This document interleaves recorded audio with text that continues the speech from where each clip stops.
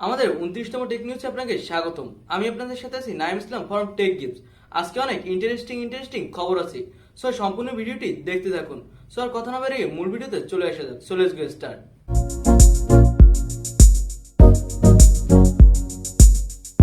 আসুসের ROG 3 ফোনটি নিয়ে তো অনেকেই জানেন, আর এবার আসুসের ROG 3 ফোনটির কনফার্ম লঞ্চ ডেট ঠিক হয়েছে, আর এটি জুলাইয়ের 22 তারিখ লঞ্চ হবে। আর এ নিয়ে আমাদের চ্যানেলে ভিডিও আছে, আপনি চাইলে দেখতে পারেন। আর আসুসের ROG 3 ফোনটি গেমারদের জন্য অনেক একটি দুর্দান্ত ফোন হবে, কারণ এটি গেম প্লেয়ারের জন্য যে ফিচার দরকার সব ফিচারই আছে এই ফোনটিতে। ওয়ানপ্লাসের নট ফোনটি নিয়ে তো প্রতিদিন কিছু না কিছু নিউজ থাকে, আজকেও এর ব্যতিক্রম না। আজকে ওয়ানপ্লাস অফিসিয়াল ভাবে জানিয়ে দিয়েছেন যে এই ফোনটিতে ব্যবহার করা হবে স্ন্যাপড্রাগনের 765 চিপসেট। স্যামসাং এর জেড ফ্লিপ 5G ফোনটি FCC সার্টিফিকেট সাইটে লিস্টেড করা হয়েছে। আর আমাদের তো অনেকেরই জানা এটি একটি ফোল্ডিং ফোন হবে, আর এ থেকে অনুমান করা যাচ্ছে এটি খুবই তাড়াতাড়ি আসতে যাচ্ছে। এতে হাইলাইটেড ফিচার হিসেবে থাকছে 6.7 ইঞ্চি ম্যাপের ফুল HD plus display. Secondary display হিসেবে থাকছে 1.05 ইঞ্চি ম্যাপের ডিসপ্লে। এই ফোনটিতে থাকবে স্ন্যাপড্রাগনের 865 প্লাস প্রসেসর, থাকবে 2500 mAh ব্যাটারি। অন্যটি 704 mAh এর সাথে 15 ওয়াটের ফাস্ট চার্জার।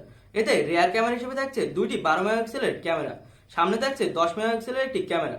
এতে আউট অফ দ্য বক্স থাকছে অ্যান্ড্রয়েড 10, সাথে OneUI 2.0 এবং সাইড মাউন্টেড ফিঙ্গারপ্রিন্ট। তো ওভারঅল ফোনটি থেকে ভালো লেগেছে, তবে এই ফোনগুলোর দাম আকাশ ছোঁয়া হয়ে থাকে। পোকো এর বহুল কাঙ্ক্ষিত ফোন পোকো M2 প্রো ফোনটি 7 জুলাই ইন্ডিয়ায় লঞ্চ করতে যাচ্ছে। আর পোকো এর ফোনের প্রতি আমাদের একটু বেশি আগ্রহ থাকে, কারণ পোকো আমাদের ফোনগুলোতে ভ্যালু ফর মানি প্রোভাইড করে থাকে, অর্থাৎ যেই দাম নেয় সেই দামে একদম ঠিকঠাক স্পেসিফিকেশন দিয়ে থাকে। আর এবারে পোকো M2 প্রো ফোনটি হবে একটি rebranded phone. Poco M2 pro এর যে অফিসিয়াল টিজার তা দেখে আমার মনে হয়েছে রেডমি তাদের রেডমি নোট 9 প্রো নামে যে ফোনটি গ্লোবালি লঞ্চ হয়েছিল এটি রিব্র্যান্ডেড হয়ে পোকো M2 প্রো নামে আসবে। আর এই ফোনটির কিছু ফিচার আপনাদের সাথে আলোচনা করা যাক। এই ফোনটিতে থাকবে 6.67 ইঞ্চি ম্যাপের ফুল HD প্লাস ডিসপ্লে। এটি একটি LCD প্যানেল ডিসপ্লে হবে। এর সামনে এবং পিছনে থাকছে গরিলা গ্লাস 5 প্রোটেকশন। এই ফোনটির পিছনে থাকবে কোয়াড ক্যামেরা সেটআপ। এর প্রাইমারি লেন্স 64 মেগাপিক্সেলের, 8 মেগাপিক্সেলের একটি আল্ট্রা ওয়াইড অ্যাঙ্গেল লেন্স, থাকছে 5 মেগাপিক্সেলের একটি ম্যাক্রো লেন্স, সর্বশেষ 2 মেগাপিক্সেলের একটি ডেপথ সেন্সর। তো আপনি এই ফোনটির পিছনের ক্যামেরা দিয়ে 4K 30 FPS পর্যন্ত ভিডিও রেকর্ড করতে পারবেন। এর সামনে থাকছে 16 মেগাপিক্সেলের একটি 500 সেলফি ক্যামেরা। এতে প্রসেসর হিসেবে থাকবে স্ন্যাপড্রাগনের 720G প্রসেসর, তবে এখানে মিডিয়াটেকের G90T প্রসেসরটিও থাকতে পারে। কস্ট কাটিং এর জন্য এই প্রসেসরটিও ব্যবহার করা হতে পারে, কারণ পোকো তাদের ফোনগুলোর দাম একটু কম রাখে। এই ফোনটিতে থাকছে 5020 mAh এর ব্যাটারি, সাথে 33 ওয়াটের ফাস্ট চার্জার। এতে সিকিউরিটির জন্য থাকছে সাইড মাউন্টেড ফিঙ্গারপ্রিন্ট। তো ওভারঅল ফোনটি থেকে অনেক ভালোই মনে হয়েছে। এবার দেখা যাক এর দাম কত রাখে। আমার মনে হয় এর দাম রেডমি নোট 9 প্রো যেটা গ্লোবাল ভার্সন এর থেকে একটু দাম কম হবে, কারণ পোকো তাদের ফোনগুলোর দাম সবসময় একটু কম রাখে। আর এরকম অনেক নতুন নতুন খবর আসবে, আর এজন্য আমাদের চ্যানেলটি সাবস্ক্রাইব করে পাশে থাকা বেল বাটনটি প্রেস করে রাখতে পারেন। IQ Z1X ফোনটি টিনা সার্টিফিকেট সাইটে লিস্টেড করা হয়েছে। আর ভিভো এর সাব ব্র্যান্ড IQ আমাদের জন্য দারুণ কিছু ফোন নিয়ে আসে, আর এবারও তার ব্যতিক্রম নয়। এই ফোনটিতেও তারা অনেক দারুণ কিছু স্পেসিফিকেশন দিয়ে নিয়ে আসতে যাচ্ছে। এই ফোনটিতে থাকছে LCD প্যানেল, তবে এতে কত ইঞ্চি মাপের ডিসপ্লে থাকবে সেটা জানা যায়নি। তা জানা গেলে অবশ্যই আপনাদের জানিয়ে দেওয়া হবে।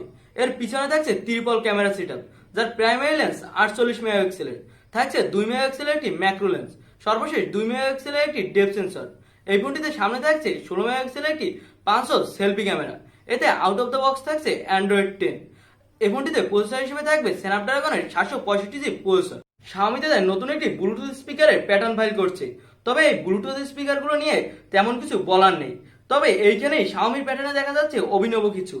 এখানে দেখা যাচ্ছে একটি ওয়্যারলেস চার্জার পোর্ট, আর তারা যদি এরকম কিছু নিয়ে আসে তাহলে অভিনব কিছু হতে যাচ্ছে, আর আমরা Xiaomiর কাছ থেকে এমন কিছু আশা করতেই পারি।